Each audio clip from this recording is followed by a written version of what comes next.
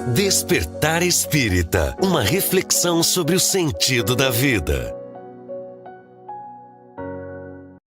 Na companhia do Jorge Brandão, da Márcia de Fô, hoje com Diógenes Chaves, né, em casa se recuperando, né, de uma gripe. São tantas coisas, né, com sintomas parecidos, que a gente faz uma citação genérica e geral sobre o que pode ser, né? Gripe, pode ser qualquer outra coisa, com sintomas bem severos. Bom, mas o Diógenes não está aqui conosco, mas está nos acompanhando em casa, com toda certeza. E você que aí está nos acompanhando, sempre com a sua participação especial e a nossa atenção dedicada a você, que nos segue aqui pela TV Diário e também pelas redes sociais. Hoje o tema, a gente vai partilhar um pouco dos princípios básicos da doutrina espírita. Começamos por onde, Jorge Brandão? Bom, cumprimentando a todos, né, que nos acompanham e agradecendo aí todo o prestígio que nos dão, né, nos dão para a doutrina espírita, né, que a gente consegue levar aí aos lares através da TV Diário, através do YouTube, né, e das redes sociais, informações, né. Nosso objetivo é levar informações práticas, né, sobre a doutrina espírita aplicada ao nosso dia a dia. Então, hoje vamos falar sobre os 5 pilares, né? Os 5 pilares da doutrina espírita. E esses pilares fazem parte do grande edifício, né? Que é a nossa doutrina espírita. Então, nós iniciamos o primeiro pilar, que é fundamental, que é básico, que é Deus, né? A existência de Deus, a crença em Deus, né? E nós temos, a grande maioria de nós, até então, temos tido um Deus ainda muito humanizado, né? Um Deus que castiga, um Deus ainda que não é um pai de amor, como Jesus nos experienciou. Então, vamos passo a passo tentar organizar esse edifício, né? Falar sobre esse edifício, começando então pela existência de Deus. Muito bem. Márcia, existência de Deus. O que é Deus? Boa pergunta, o que é Deus, né? Que é Deus? Isso. Kardec perguntou à espiritualidade depois de já ter entendido que não haveria possibilidade de ser um indivíduo, um homem, né? Já numa condição de identificar a grandeza desse ser, ao ponto de questionar se ele seria algo, ou trazendo a propositura de uma individualidade, né? Não é um ser como eu, não é uma semelhança, é algo além que eu não entendo. Então, o que é Deus? Porque pode ser qualquer coisa, e a espiritualidade consegue trazer uma resposta definindo para aquele momento, dentro das nossas possibilidades, a grandeza que fica ainda muito indefinida para nós, né? Princípio inteligente, causa primária de todas as coisas, ok. Mas percebemos ao decorrer da obra, né, novos questionamentos de Kardec ali, que a espiritualidade vai trazendo um pouco mais desse cenário de Deus para nós, ao ponto de entendermos que realmente não temos condições de entender, dada a significância desse ser. Mas é uma causa, é sim um princípio inteligente, é o que gera ordem, é o que nos possibilita uma certa segurança, né? Os planetas em movimento, a estrutura geológica do nosso orbe, não precisa nem ir além. Se formos além do nosso mundinho, o universo, o cosmo, toda a estrutura, né? A base, a biologia, uma gestação, a formação da vida. Quando começamos a pensar realmente em tudo que nos cerca, o homem não é capaz de criar. Há que se haver uma causa. Que é essa causa? Então a gente denomina Deus, para nós espíritas e para muitas filosofias, né? Vicente, queria te fazer uma pergunta para ti, para a Márcia comentou, né, que nós não temos condições de compreender Deus. Sim. E quando teremos condições de compreender melhor a Deus? Boa pergunta, boa pergunta, grande pergunta, porque, assim, deixa eu tentar responder, começando lá pela indagação de Kardec, que para mim mais uma vez, revelou a sua grande inteligência. Grande inteligência, porque aí ele já estava convencido, né, de que havia algo mais. Não alguma coisa a mais, alguém a mais, algo mais. E por isso a razão da pergunta, né? Por isso eu provoquei a Márcia, o que é Deus? Foi a pergunta que Kardec fez para a espiritualidade. E a resposta da espiritualidade, acho que a Márcia foi muito feliz, porque é uma resposta que ela é tão simples quanto complexa. Tão simples quanto complexa, tão fácil quanto difícil. O que é Deus? E aí a espiritualidade responde: inteligência suprema, causa primária de todas as coisas. Tá? Inteligência suprema, inteligência que está em tudo, inteligência que está em todos, tá?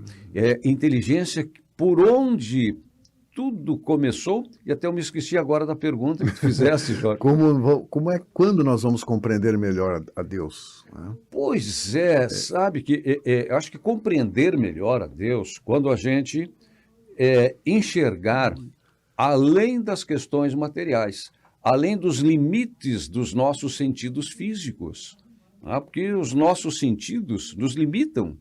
O corpo nos limita. O corpo, ele abriga, ele alberga o que nós temos de mais importante, que é a nossa essência, que é o espírito, que é criado por Deus. Então, aqui está Deus. Aí, para você que está nos acompanhando, está Deus.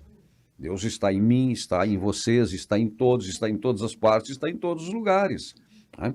E eu acho que a gente vai compreender um pouco mais Deus quando se livrar dessas correntes que nos prendem à materialidade. E aí a gente começa a estudar cada lição de Jesus, e eu tenho repetido por onde eu ando, em tudo em Jesus é lição. Um suspiro de Jesus é lição. Cada parábola de Jesus é uma grande lição. Cada frase de Jesus que foi transcrita pelos seus seguidores, evangelizadores, é uma grande lição. E aí a gente começa a entender, né, qual é a face de Deus. A face de Deus é a face do próximo. A face de Deus é a energia do sol. A face de Deus é o mistério da gestação, como a Márcia referiu. A face de Deus está no mistério da criação de todas as coisas que vêm se sucedendo no mundo animal, no mundo vegetal, no mundo hominal, que é o nosso mundo, né, dos homens. Eu acho que a partir daí a gente começa um pouco a compreender mais, né? E é claro, depois Kardec nos facilita esta compreensão com tantas perguntas que fez e que estão ali colocadas nas 1019 perguntas e respostas do Livro dos Espíritos. Eu acredito que a gente pode resumir isso tudo, né, Vicente e Márcio, dizendo que à medida que nós evoluímos moralmente, intelectualmente, principalmente moralmente, a nossa compreensão aumenta. À medida que nós nos aproximamos das leis divinas, que nós vivenciamos as leis divinas, nós vamos compreendendo melhor a Deus, até a chegar a um ponto de espíritos puros, ou um espírito crístico, como Jesus, que diz: o Pai e eu somos um só. Que é uma coisa que também não é de tão fácil compreensão. E num programa que nós tivemos aqui, a Márcia também deu uma definição, fez uma associação que a mim ajudou bastante a compreender o Pai e eu somos um só. E é importante essa clareza quanto a essa questão, porque Jesus, para nós, guia e modelo. É quem veio nos dizer que não há possibilidade de ir ao Pai, a Deus, senão através dele. Então, realmente, Jesus é a chave para essa compreensão. Começamos por aí. Sim. Essa fala que você traz, Vicente, importantíssima, no sentido de trazer a alusão do Cristo para refletir Deus. Não há como fazer essa reflexão sem trazer esse personagem ímpar de nossas vidas, que é nosso irmão, que não é Deus, é nosso irmão, que passou por todos os processos evolutivos também, experiências, até chegar na condição, segundo a escala dos espíritos, de um espírito puro, um espírito crístico, acima dos espíritos puros. E ter a condição de ser quem é, de gestar o nosso orbe, de preparar a vinda no planeta Terra, de estar conosco no momento aprazado, de ser quem é, ao longo de muita evolução. Então vem esse ser aí de rara grandeza nos dizer, segundo o Jorge, eu e o Pai somos um. Nós temos uma questão no Livro dos Espíritos que responde a Kardec dizendo, um dia vereis a Deus. Como assim vereis a Deus? Que é Deus? Inteligência suprema, causa primária de todas as coisas. Vereis a Deus. E aí nós temos um irmão nosso de caminhada que diz que ele e o Pai é um. Então ele tem um privilégio. Porque nós veremos e ele é. Mas um privilégio conquistado. Né? Há que se refletir sobre a questão, realmente, para que a gente possa ter. E aí entra a tua resposta, essa clareza que você nos trouxe aqui com relação a justamente esse processo evolutivo. Evoluiremos a tal ponto de compreender intelectualmente, inteligência suprema, causa primária de todas as coisas, entrando num uníssono de pensamento e sintonia evolutiva, ao ponto de nos colocarmos junto do Criador, como co-criador no processo, compreendendo com clareza tudo o que precisa ser feito, ao ponto de Jesus sintonizar a grandeza do Pai, pelo nível evolutivo que já se encontra, e simplesmente co-criar um orbe e possibilitar o amor e a sua intenção para cada um de nós na Terra. Então, Jesus atua em nome do Pai, já trazendo a perspectiva e grandeza do Pai em sua abordagem, em sua propositura para a Terra, ao ponto de dizer, eu e ele já somos um, um nível de sintonia e pensamento, em que nós chegaremos um dia, nesse nível.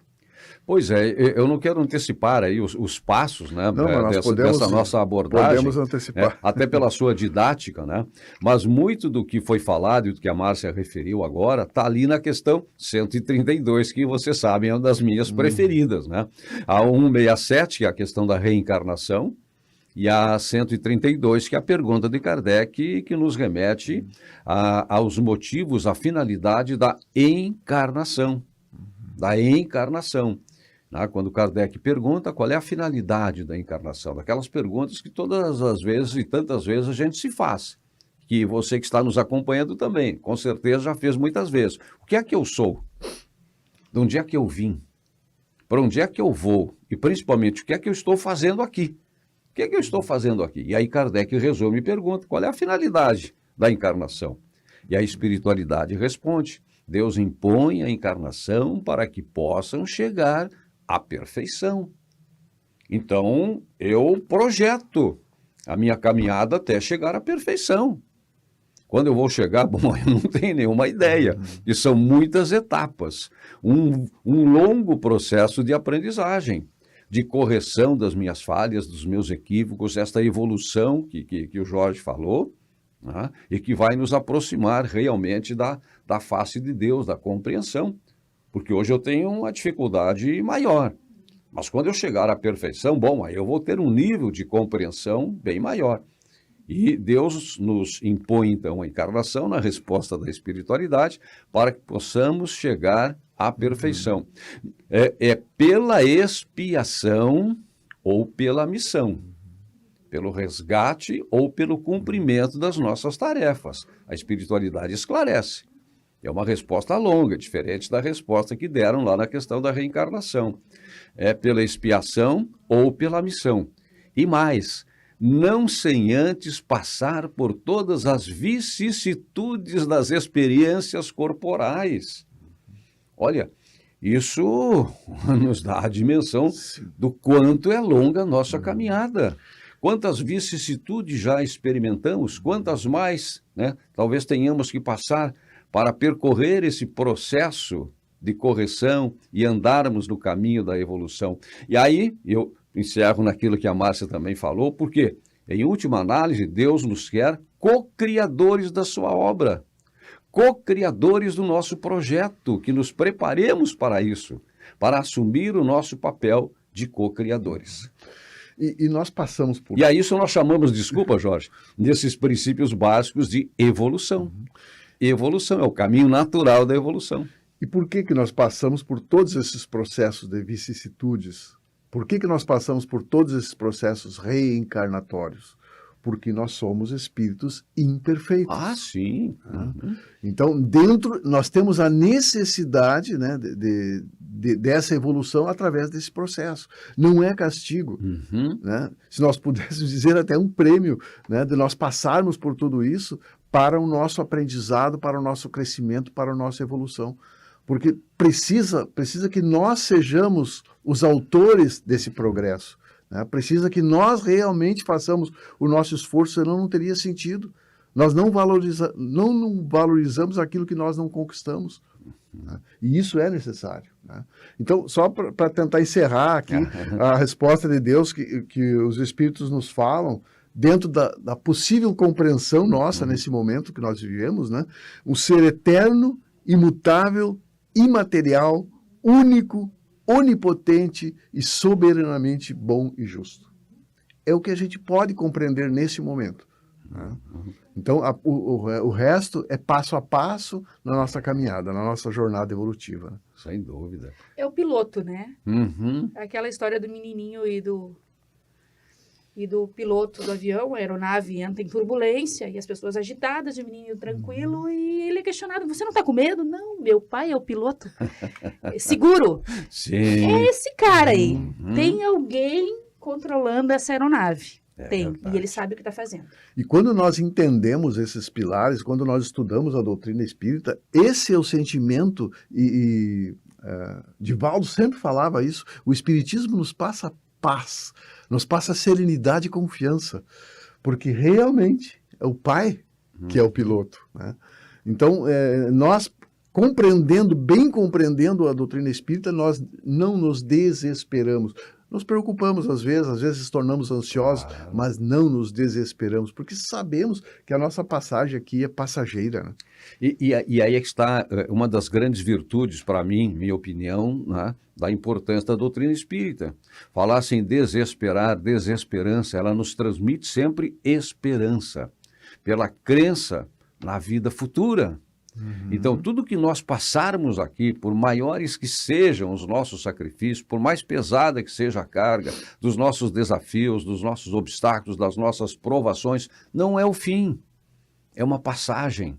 Como o Chico dizia, né? Tudo passa. As coisas boas, para que a gente não se apegue também na euforia das conquistas, das vitórias, né?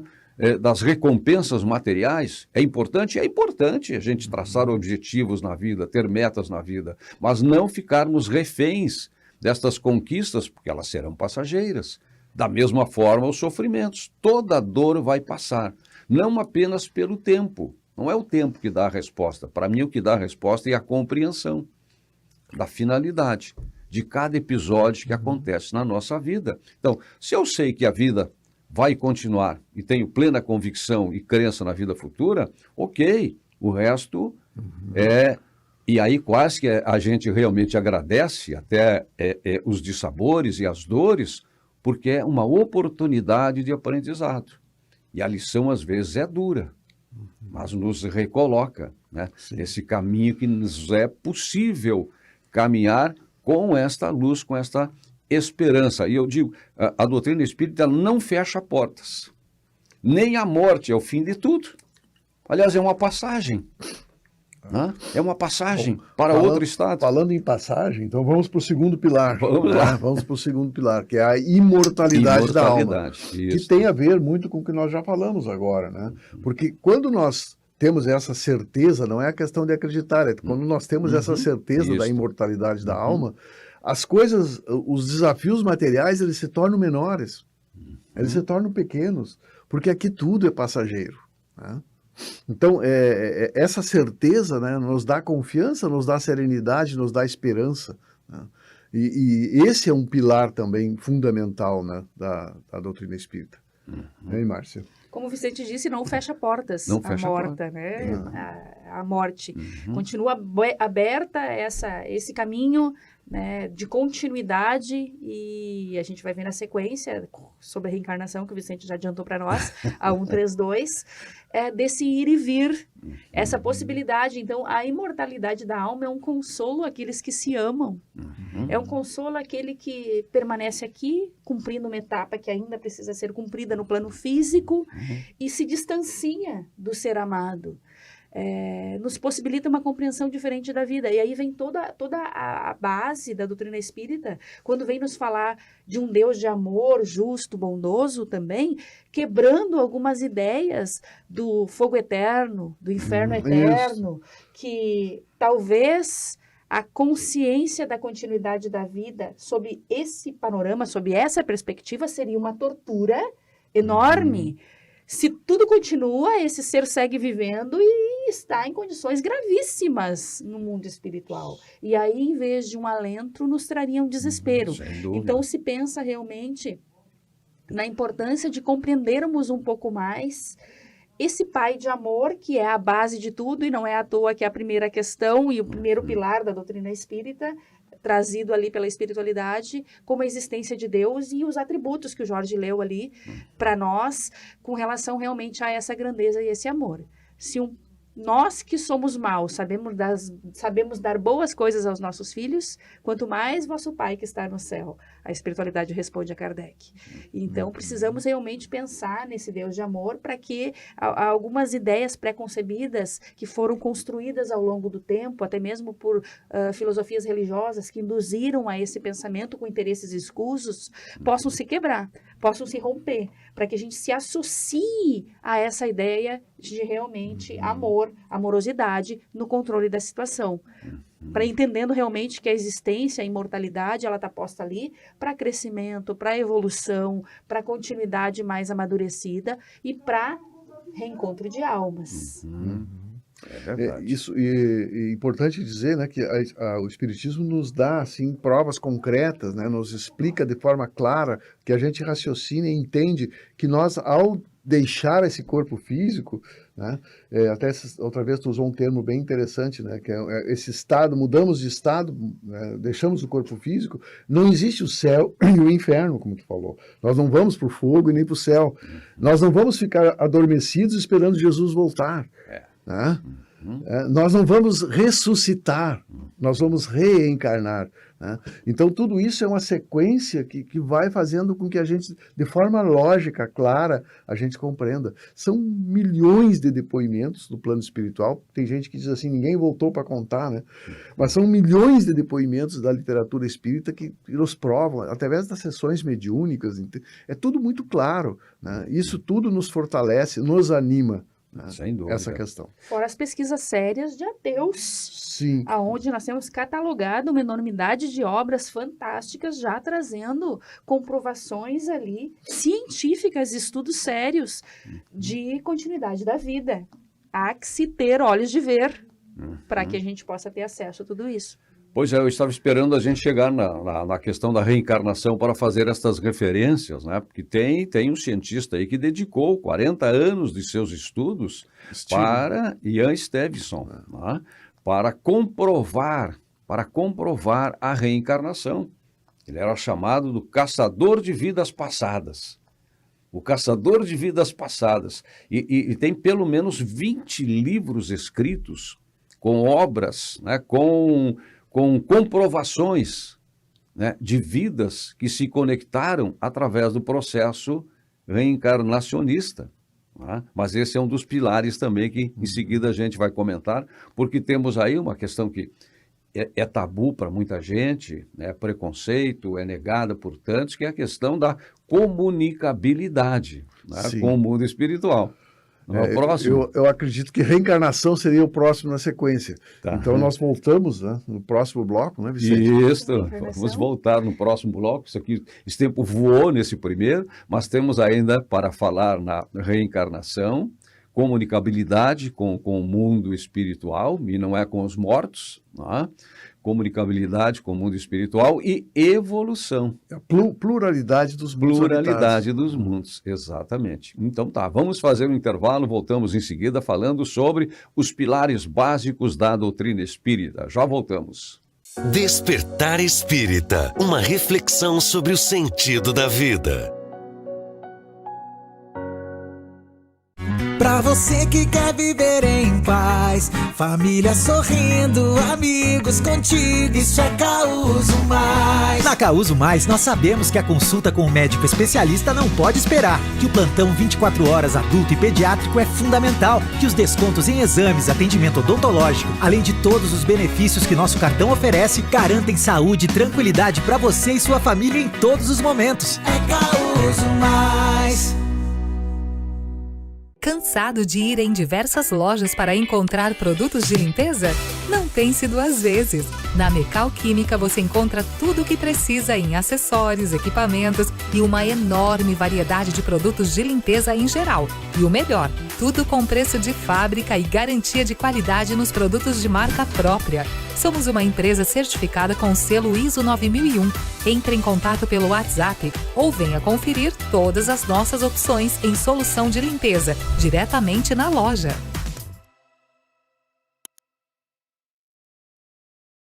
Na vida, enfrentamos batalhas diárias, lutando por cada sorriso, por cada amanhã. Nós, da Casa Maria, estamos aqui para apoiá-los a cada passo na jornada pela vida. Ajude a Casa Maria. Sua doação leva muito mais que amparo. Leva fé e esperança para quem mais precisa. Ligue 3311 7077 ou acesse casamariaong.com.br e saiba mais.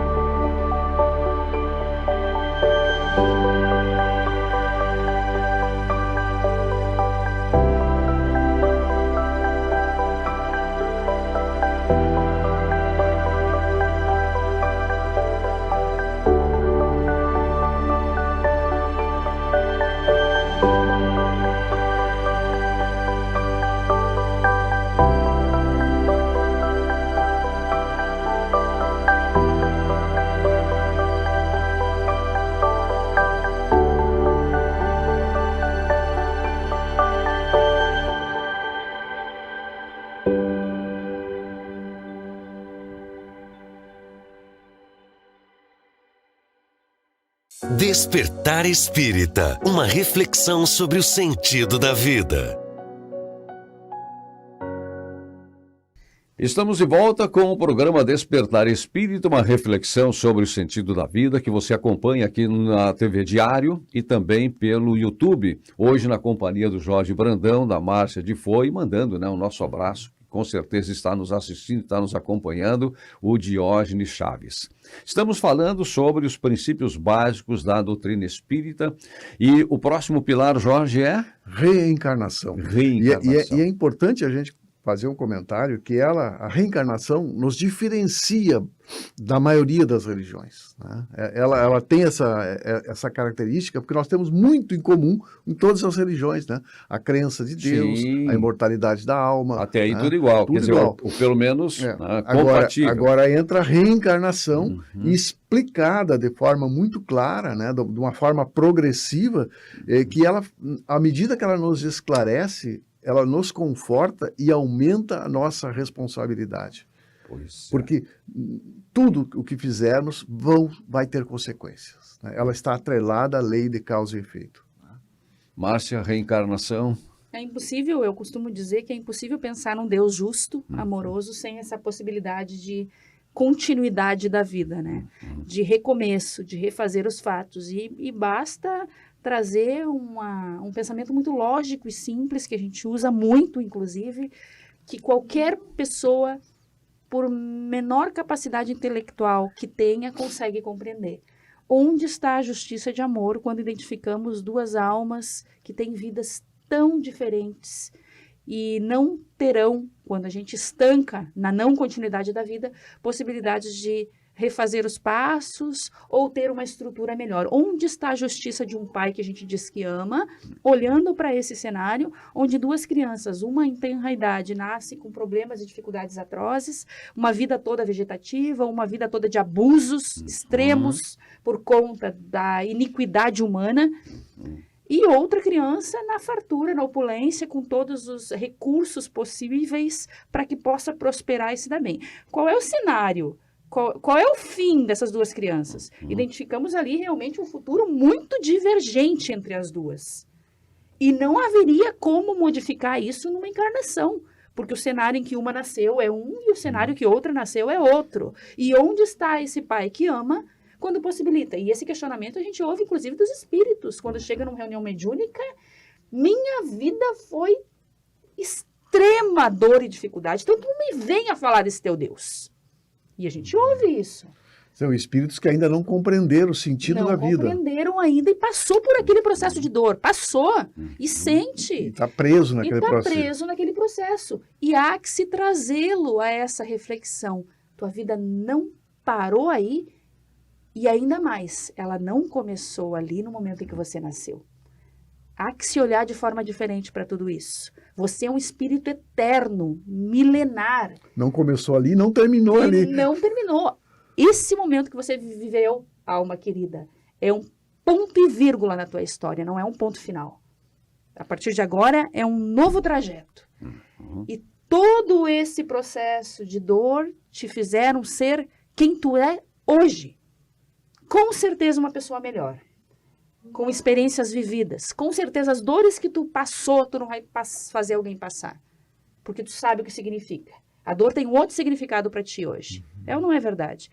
Se nós passamos por enormes dramas, a dor para ti tem uma outra experiência hoje. A dor do Vicente hoje com relação ao afastamento de um ente querido por conta da morte que vem convidar a volta antes, é outra.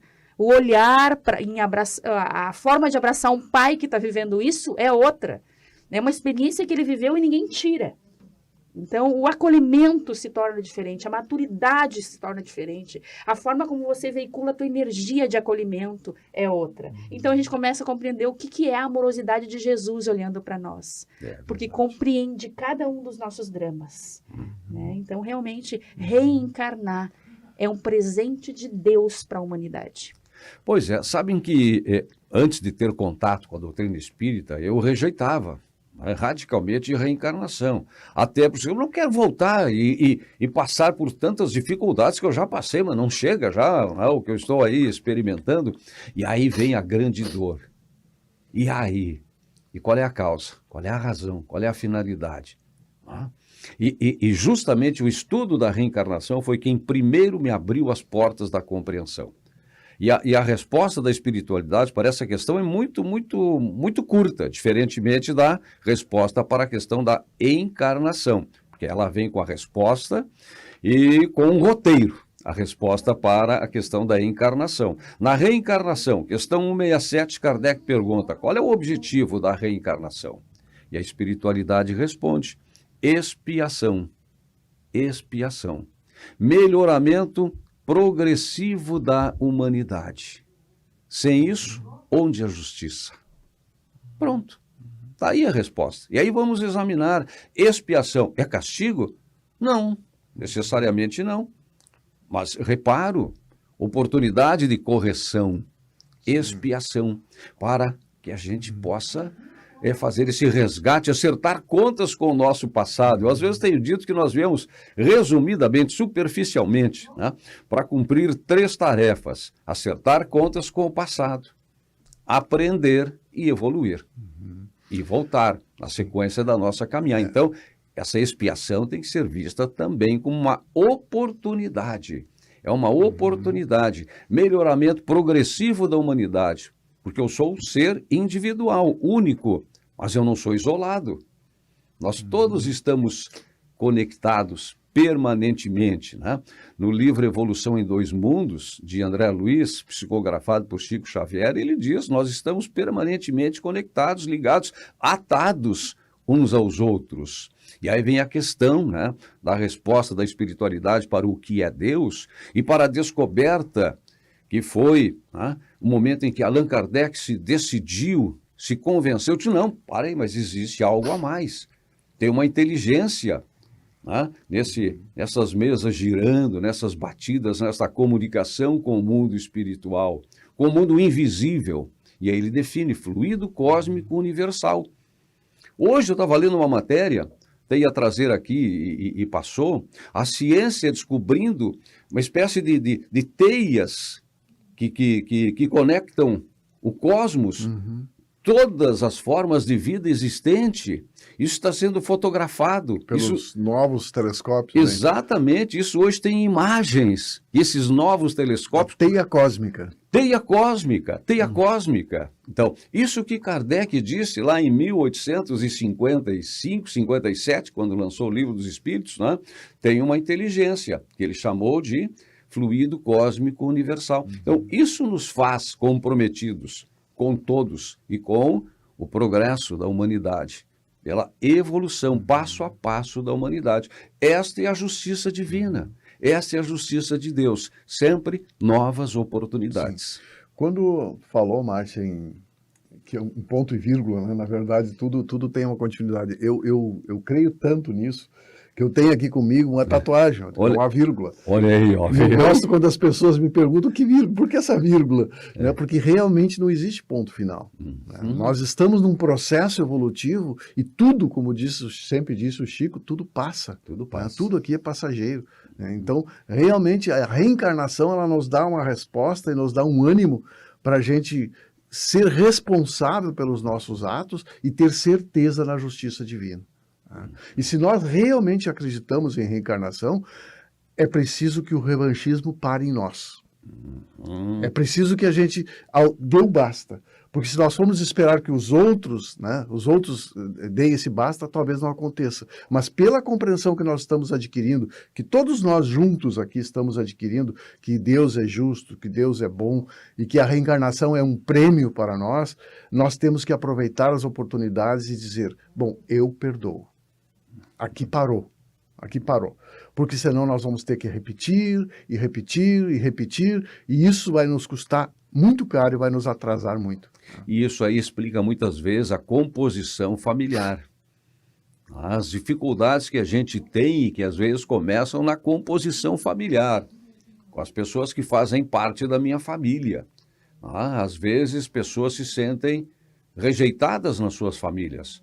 Muitas vezes são pessoas que não foram compreendidas pelos seus familiares. E aí é uma relação conflitante, porque a gente veio para cá, né, se a gente veio acertar contas com o nosso passado, nós viemos para corrigir erros pretéritos. E muitos dos nossos familiares fazem parte desse nosso histórico. Nós não chegamos aqui zerados. Né? E a cegonha nunca erra o endereço. Cada um chega onde tem que chegar. Não erra o CEP. Não erra o CEP. E tudo isso foi combinado lá atrás, no nosso processo reencarnatório. Nós já sabíamos com quem conviveríamos aqui. Já sabíamos das nossas dificuldades, já sabíamos do que íamos passar. Mas lá nós aceitamos. Por quê? Uma oportunidade da gente continuar a nossa caminhada evolutiva. Por graça divina, a gente chega aqui e perde a memória. Imagina a gente começar a ter clareza do que fomos com os outros, para com os outros e eles para com a gente. A gente sofreu muito em outras mãos. E quantos nós fizemos sofrer também no nosso passado? Então, tudo isso, né, na crença desse projeto reencarnacionista, que a gente começa a compreender a grandiosidade daquilo que cabe a cada um de nós. E eu repito aqui o que eu disse num programa anterior, né, que Chico Xavier sempre fala, né, que Deus é tão generoso, tão bom, que nós cometemos erros no atacado e pagamos no varejo, encarnação após encarnação. É verdade. Porque às vezes não teríamos conta de suportar, né, para resgatar um passado delituoso numa só reencarnação seria impossível. Então, e aí eu volto a citar, então, o cientista Ian Stevenson, porque é fácil hoje, a gente tem acesso aí à internet, vai ali, né, são vários casos, muitos casos, né, comprovados cientificamente de reencarnação. São 20 livros que ele escreveu de 40 anos de estudo sobre reencarnação. Por uma experiência pessoal dele, né? Ele esteve em coma, né? Esteve em quase morte e teve essa experiência, né? Bom, passamos então para o quarto pilar, a comunicação com os espíritos, né? Isso. Acho que isso é também uma das bases fundamentais. Eu só lembrei agora, né, que Kardec teve dificuldade. Foi o último pilar que ele aceitou, foi a reencarnação. Pois ele é. teve dificuldade de Então tem alguma compreender. coisa parecida com Kardec. É que teve que construir isso no pensamento dele de maneira lógica, né? Sim. Então, todos os pontos se conectando, poxa, realmente não tem como. Tem que haver a possibilidade desse retorno, porque seria impossível o pensamento chegar ao nível que está, a intelectualidade no nível que está, a ciência, os avanços todos, né? Se as pessoas vivessem uma única vida. Seria impossível, sem continuidade tudo isso, né? Só sobre a reencarnação vocês já devem ter lido também, eu li algumas versões, né, a respeito da questão da reencarnação e da negação à reencarnação, de que até o Concílio de 553, em Constantinopla, as igrejas cristãs ortodoxas, de uma forma geral, acreditavam na reencarnação. E houve esta alteração, segundo algumas versões que eu li, quero deixar esse espaço em aberto aí para controvérsias, esse entendimento teria sido modificado por uma rainha, porque ela tinha dificuldades na verdade, ela era esposa, né? Esposa do imperador. Do imperador. Justiniano, me parece. Justiniano. Teodora. Hã? Teodora, exatamente. Teodora, que não queria saber de reencarnação porque ela tinha uma relação muito ruim com seus súditos. Não, ela tinha mandado matar. Tudo que ela tinha assumido, ela mandava matar. Exato. E foi advertida. Nós vamos nos reencontrar na reencarnação. Eu disse, não quero saber de reencarnação. Vai lá e termina com isso. A última palavra foi da mulher em casa. Foi da mulher. Como algumas vezes é. Não, a última palavra foi do imperador. Sim, senhora. Sim, senhora.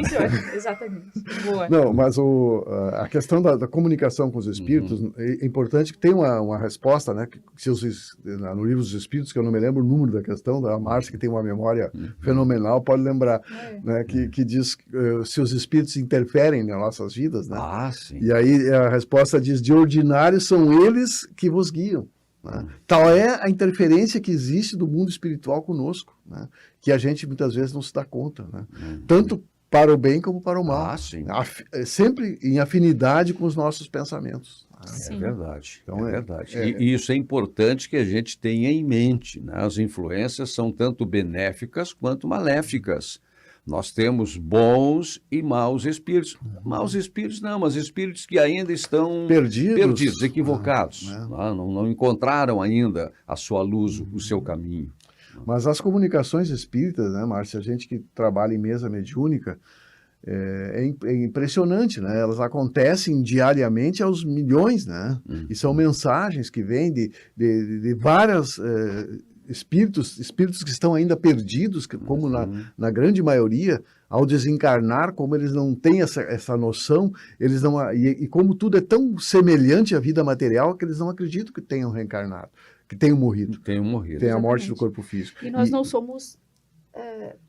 poderíamos dizer assim, ignorantes ao ponto de aceitar tudo que vem da espiritualidade sem passar pelo crivo da razão. Exatamente. A gente busca realmente uma lógica em tudo que está sendo dito, presenciado. Os médios, as comunicações passam pela...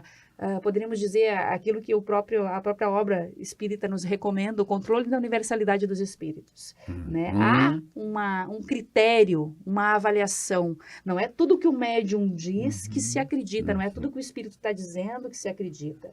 Né? Se estuda a partir de toda a compreensão que o livro dos médiuns nos possibilita identificar com relação ao animismo, o quanto daquela comunicação tem do médium, o quanto é uma mensagem autêntica, passando pelo crivo da razão tudo isso para que essa tese espírita não se perca, dada a importância que tem para interferir no meio social. A doutrina espírita ela é uma proposta filosófica, com consequências práticas e materiais que alteram a nossa forma de ser e de viver.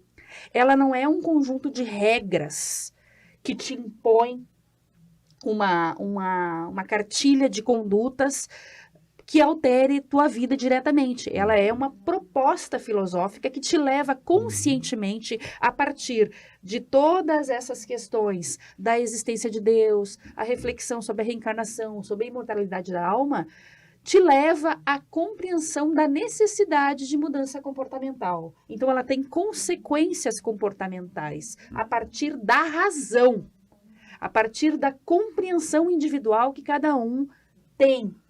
Ela não vai te exigir, ela não vai te impor. Eu não sou espírita porque eu sou imperfeito.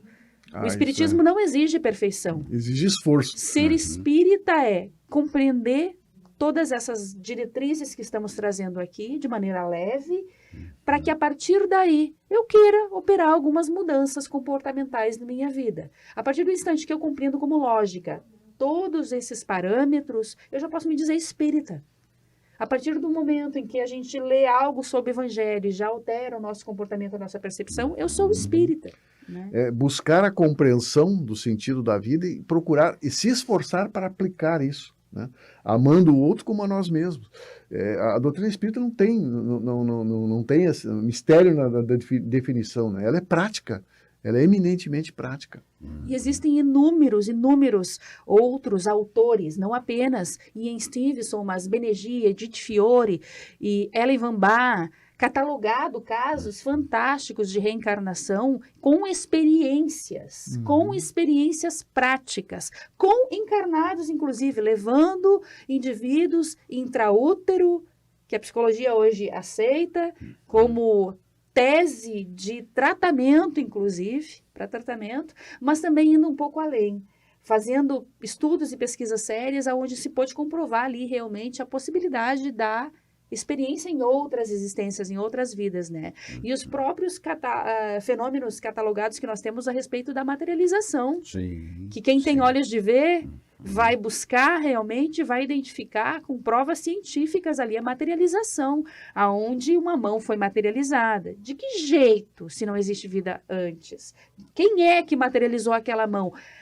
Contextos de materialização impossíveis de acontecer se não houvesse um agente externo ali, invisível aos olhos, assim como a bactéria, o vírus, que retira o ectoplasma do médium e materializa, depois retorna. Mas o agente é espiritual. O condutor, a mente pensante, induzindo o processo todo. Então, estudos existem hoje que nos possibilitam uma compreensão séria e racional desse fenômeno. E eu só gostaria de dar uma dica aqui da sétima arte de um filme, Minha Vida em Outra Vida. Esse filme americano, ele é baseado numa história real de uma mulher que vai buscar comprovações do que ela experimenta, das sensações e das visões que ela tem de vida passada, e ela vai atrás e consegue essa comprovação. É muito, muito legal o filme, muito bom. Minha Vida em Outra Vida. Eu ganhei esse filme de empréstimo, né? Eu acho que fazia o quê? 30 dias, 40, 50, 60 dias que a minha filha tinha desencarnado, e foi alguém lá em casa e me levou esse filme. E eu até hoje não devolvi. O Jorge Brandão me levou lá. E depois, bem depois, nos reencontramos. Jorge, eu tô lá com o teu filho. Continua lá. Mas agora nem se usa mais DVD. Pois pode ficar. Tá, tô lá. Esse filme realmente é muito interessante. Olha, ele nos sacode, né? Porque a experiência ali vivida e relatada, ela é tão clara e tão forte, que praticamente não deixa margem para dúvida. Minha vida em outra vida. Minha vida em outra vida. E também sobre essa questão, que também é uma demonstração, né, do processo de comunicabilidade. Estamos falando reencarnação, comunicação com o mundo espiritual, vem do próprio Jesus, está na Bíblia, né? Jesus no Monte Tabor. Aquele momento em que Jesus se transfigura, vira uma bola de luz lá, que os apóstolos tiveram dificuldade de compreender o que era aquilo ali. Jesus transfigurado. Quem é que aparece ali? Materializados. Moisés e Elias. E quem é que está com Jesus, que ele convidou para subirem ao Monte Tabor, naquele momento de reflexão, de entrega, de comunicação com a espiritualidade? Pedro, João e Tiago. Tanto que Pedro, né, percebeu com tanta clareza aqueles seres que estavam ali, materializados que queria construir uma tenda, mas vamos construir uma tenda para conviver aqui com Moisés e com Elias. E foi um momento de aparição, de contato direto com Jesus, que está aí, está nos registros bíblicos, nas escrituras sagradas, enfim. E o diálogo de Jesus com Nicodemos, né? Sim, Que ele não compreendeu, que é preciso nascer de novo. Nascer de novo. Né? E ele... Como é que eu faço para conhecer o reino de Deus? Eu preciso nascer de novo. Mas como é que eu, homem velho, vou voltar para o ventre da minha mãe e nascer de novo? E Jesus não compreendesse Tem nada. muitas passagens, né? Renascimento pela água e pelo Espírito. Renascer pela água como sinal de purificação e pelo Espírito, que é a nossa essência. Mas como nosso tempo, né? Puxa. Vamos para o quinto pilar, que é a Vamos lá. multiplicidade dos mundos habitados. Né? Isso é muito importante. E a gente entender que não são só outros planetas no sistema, dos bilhões de galáxias do sistema solar, mas no próprio plano espiritual há uma multiplicidade de mundos, né? Dos mais grosseiros aos mais sutis. Né? Vocês lembram no filme Nosso Lar, que a mãe de André Luiz veio visitar ele, no livro está ali, né? E ele queria ir com ela, ela disse, não, onde eu estou tu não poderá ir, por enquanto. O André Luiz foi no Nosso Lar ainda, vamos dizer assim, primitivo dos estágios evolutivos. Né? E ela, como a espiritualidade nos explica, quem está em planos superiores pode descer a planos inferiores para auxiliar e para ajudar. Mas quem está em planos inferiores precisa fazer um trabalho evolutivo através da reencarnação para poder conseguir evoluir e chegar a mundos superiores. Né? É verdade. Pluralidade dos mundos, que nos remete à evolução. Né? Todos com possibilidade de que possamos chegar nesses estágios, mas depois de cumprirmos etapa por etapa do nosso processo de aprendizagem. Há muitas moradas na casa do Pai. É verdade. Deus não faz nada inútil, né?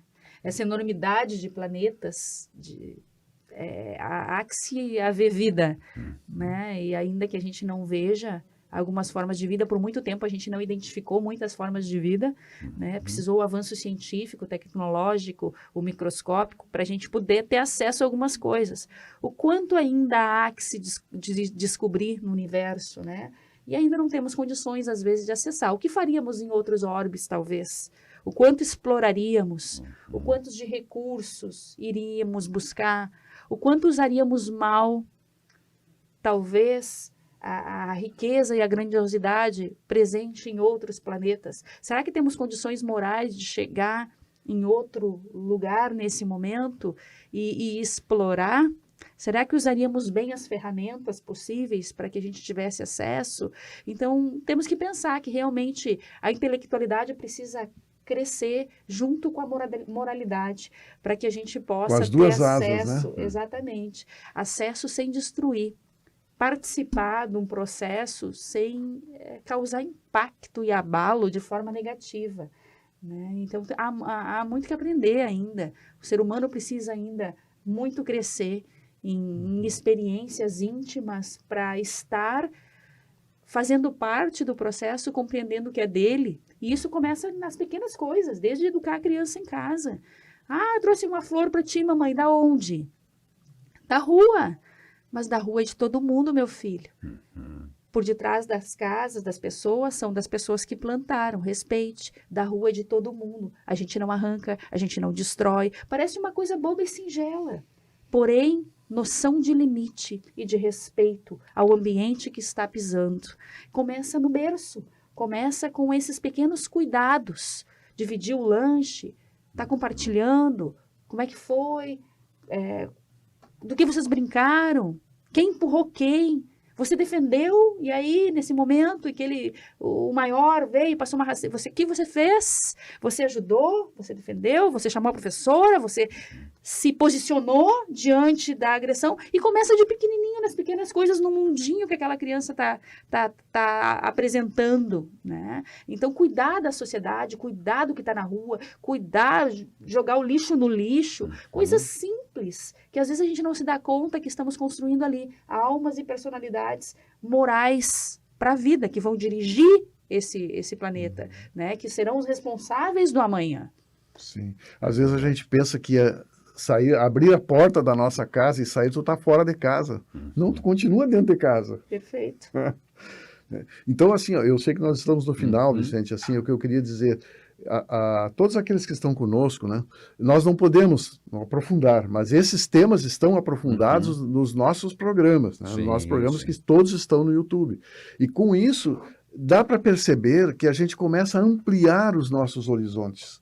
A gente começa a ter novas percepções e a gente começa a dar devido valor ao que tem valor, né, que são as coisas espirituais. Não que nós vamos relegar o que é material, porque nós estamos aqui materializados, mas nós precisamos entender, e isso nos ajuda muito a entender o quanto é importante a gente aprender, a gente estudar e a gente aplicar o que nós estamos estudando. Pois é, vivemos à mercê do tempo, né? O nosso tempo agora, nesse programa, terminou, né? Como o nosso tempo aqui no planeta. Né? E de outras tantas formas de compreensão do que nós estamos fazendo nesta passagem por aqui. Hoje discutimos os pilares básicos da doutrina espírita, mas claro, como o Jorge disse, né, é um incentivo, né, para que cada um possa também buscar as suas respostas, elas estão disponíveis, basta que a gente se disponha, né, a esta pesquisa e a dedicar esse tempo para estudarmos um pouco mais da nossa natureza e da nossa natureza desses mundos que nos cercam na sua pluralidade e na sua dimensão infinita. Afinal, temos uma inteligência suprema, causa primária de todas as coisas, a nos inspirar e a nos coordenar sempre. O programa Despertar Espírita está terminando por aqui, mas a vida continua nesta e em outras dimensões. Até o nosso próximo encontro. Despertar Espírita, uma reflexão sobre o sentido da vida.